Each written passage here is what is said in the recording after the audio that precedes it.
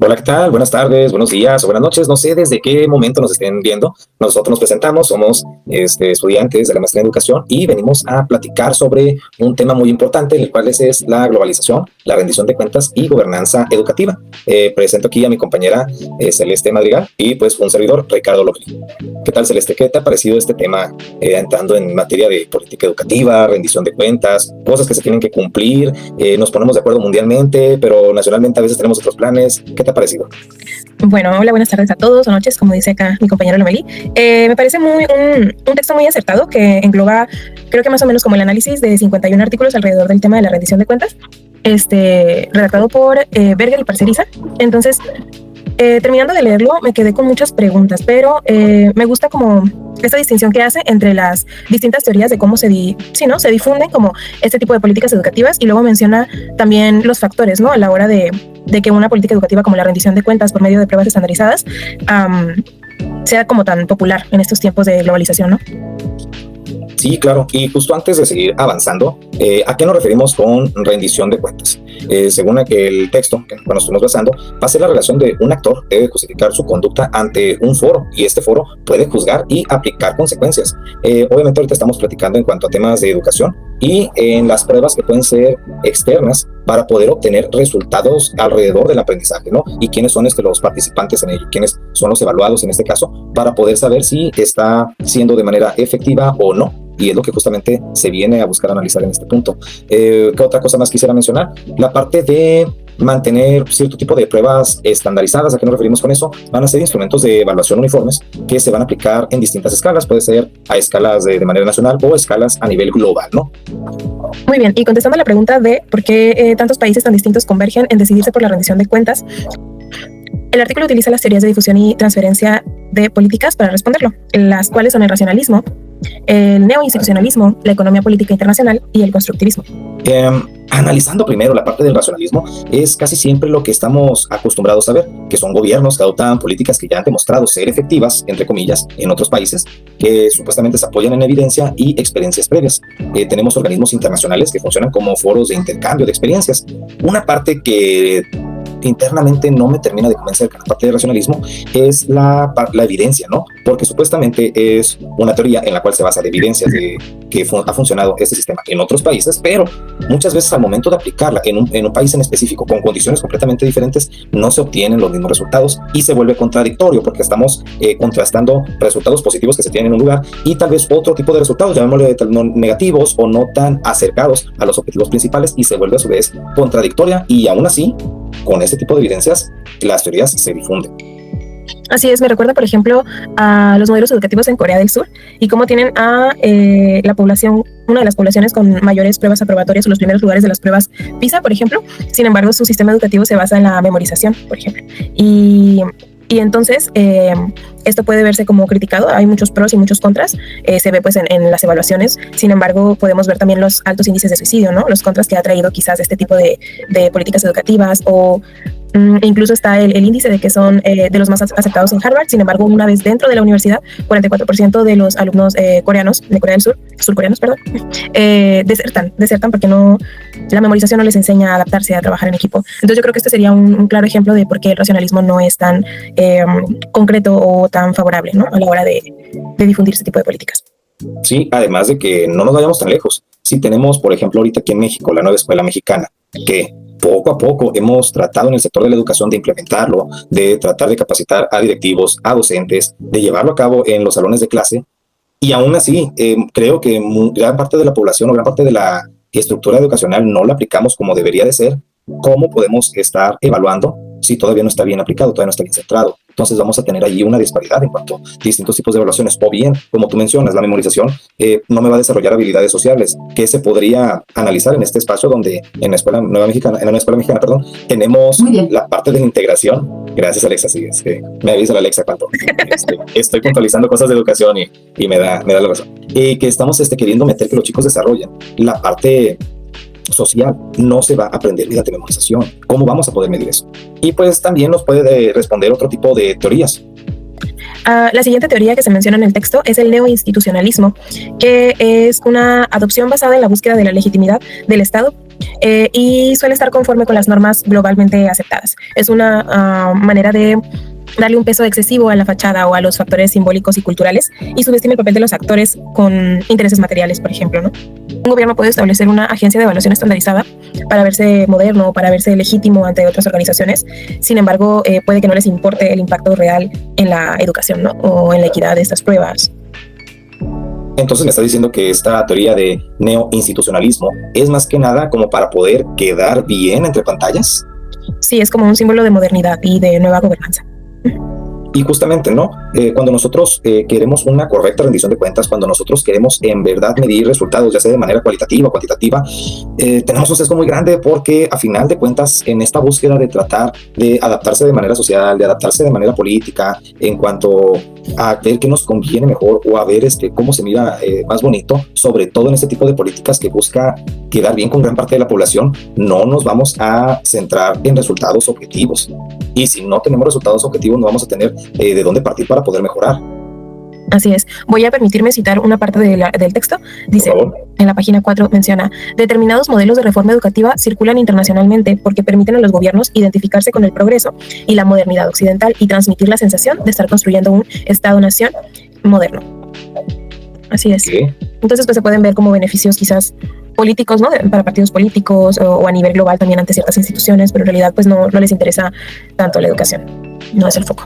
La siguiente teoría es la teoría de la economía política internacional, que se basa en básicamente la transferencia de políticas desde la perspectiva del poder y del conflicto, cómo la economía, los intereses económicos, los intereses materiales y los intereses de poder influyen en las decisiones o transformaciones en el ámbito educativo, por ejemplo, ¿no?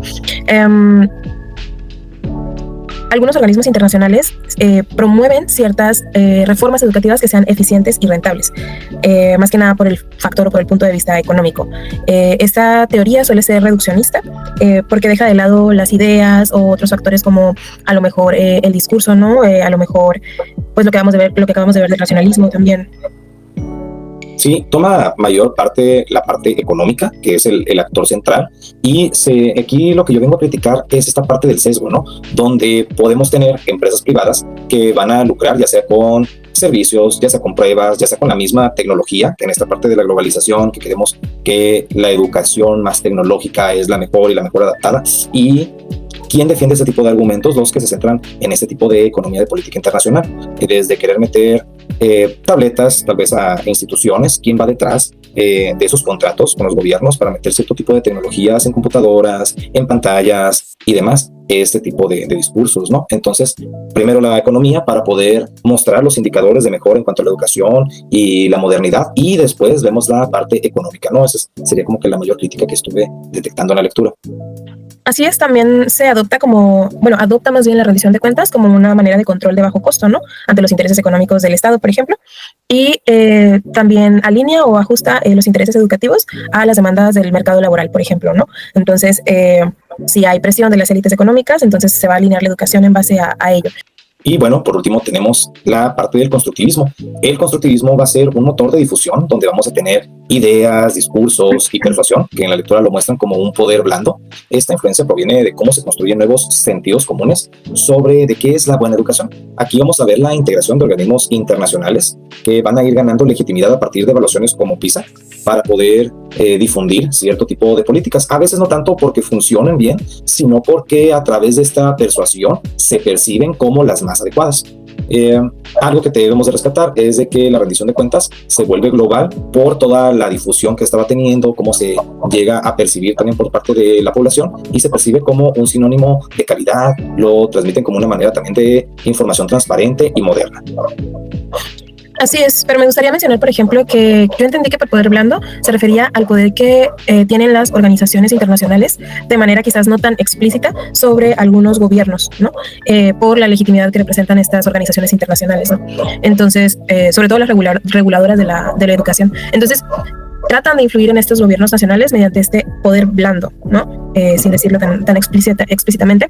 Y pues Enfatizan el rol de las ideas, el discurso, la semiótica, todo esto a la hora de introducir alguna, como quien dice, alguna política educativa o algún modelo, como en este caso mencionas, la rendición de cuentas. Sí.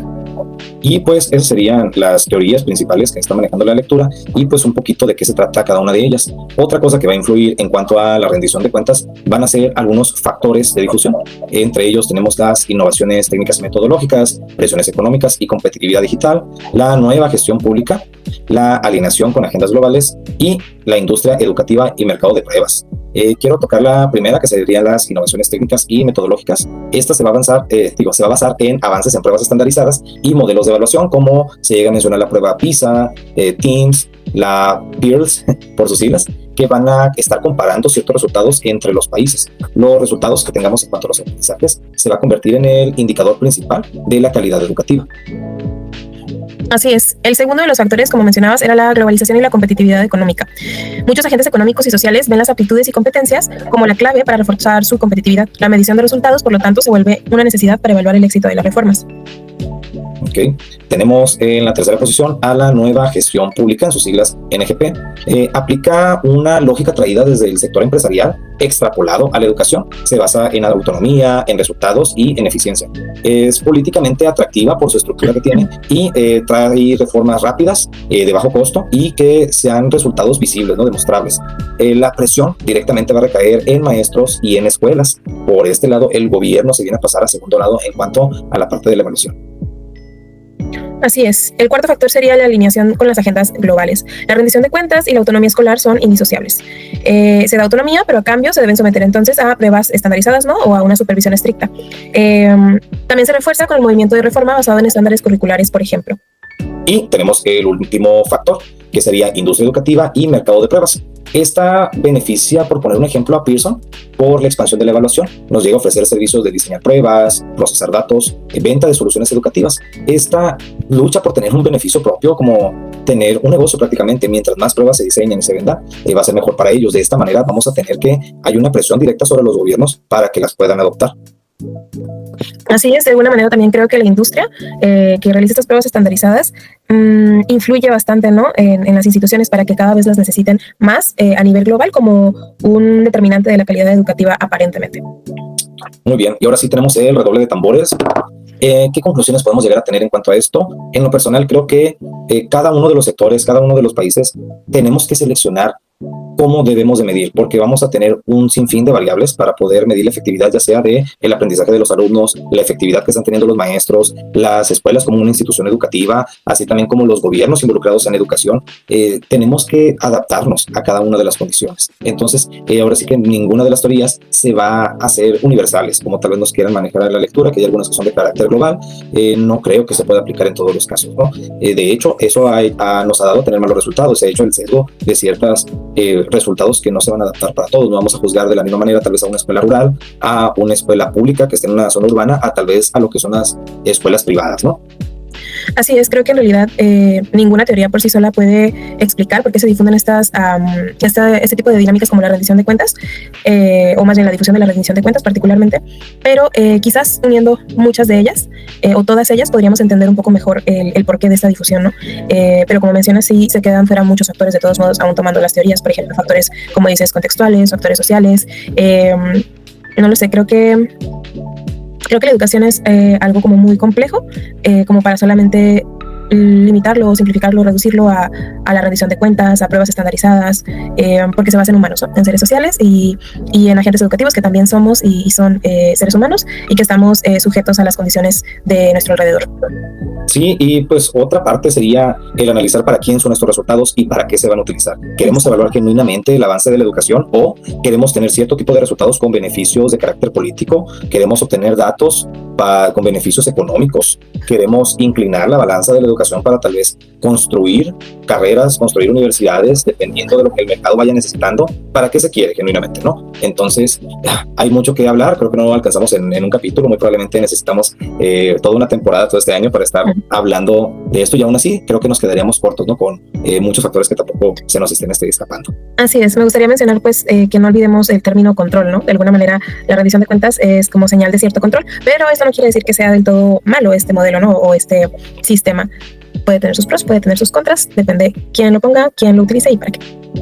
Muy bien, pues bueno, mi querida Celeste, creo que pues dejamos el capítulo de hoy hasta aquí y pues muchas gracias a los que nos están escuchando. Saludos a nuestros compañeros y saludos al doctor Candelario. Bye.